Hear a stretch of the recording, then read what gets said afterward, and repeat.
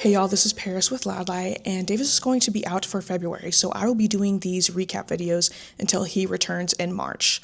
But don't worry, I've been doing research and editing with him on these videos for a couple of years now, so I've got you guys covered. Here's what's been happening in the Kansas State House. One of the first bills passed by the legislature is being called one of the most extreme government overreaches into privacy in the nation. The bill makes it a crime to use the restroom that isn't the one marked for your sex at birth and has no exceptions, even for children or disabled folks who need assistance. Part of the bill creates a bathroom bounty where any Kansan can be sued and investigated by Attorney General Chris Kobach if they're reported for using the wrong restroom. The bill originally focused on creating legal definitions for sex and gender that are inaccurate and would make it dangerous for any trans Kansan to show their ID. The bill is currently on the governor's desk where she's expected to veto it, and then it will be sent back to the legislature, who will then vote on whether to override her veto or not.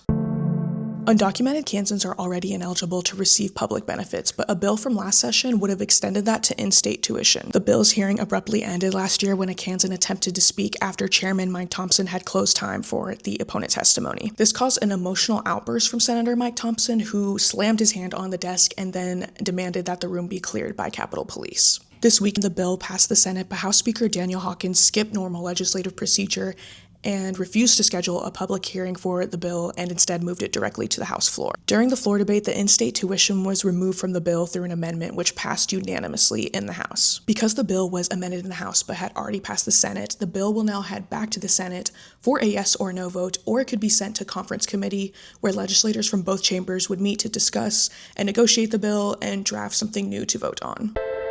Last year, a leaked video showed Chairman of the House Elections Committee, Representative Pat Proctor, talking about his plan to chip away at early voting in Kansas. Please don't put this on Facebook or in the news. If it was up to me, election day would be election day. There wouldn't be early voting, so I'm trying to chip away at it. I got a bill passed out of the committee that I think we're going to be able to pass on the floor that removes the Monday of early voting. So that's one less day of early voting. So I'm trying to chip away at it. Now Representative Proctor, who is running for Secretary of State, is advancing several bills that would restrict voter registration, early voting, make it harder to return mail-in ballots, and also bring back laws that have been deemed unconstitutional, such as documentary proof of citizenship. Although Representative Proctor has refused questions from fellow legislators about his plan to chip away at early voting, he has made public statements reiterating his plan, saying that the current early voting period may be a little too much. You can vote 20 days before the election, maybe a little too much.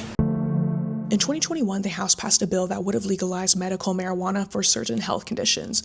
But when the bill reached the Senate, Senate President Ty Masterson refused to hold a hearing on the bill and said that the legislature could return to it in 2022. Now, 4 years later, Kansas is one of the few states that have not legalized marijuana in any form. Several bills have been introduced in both the House and Senate that would legalize some form of marijuana or decriminalize it, but it is unknown if the bills will be heard in either the House or the Senate.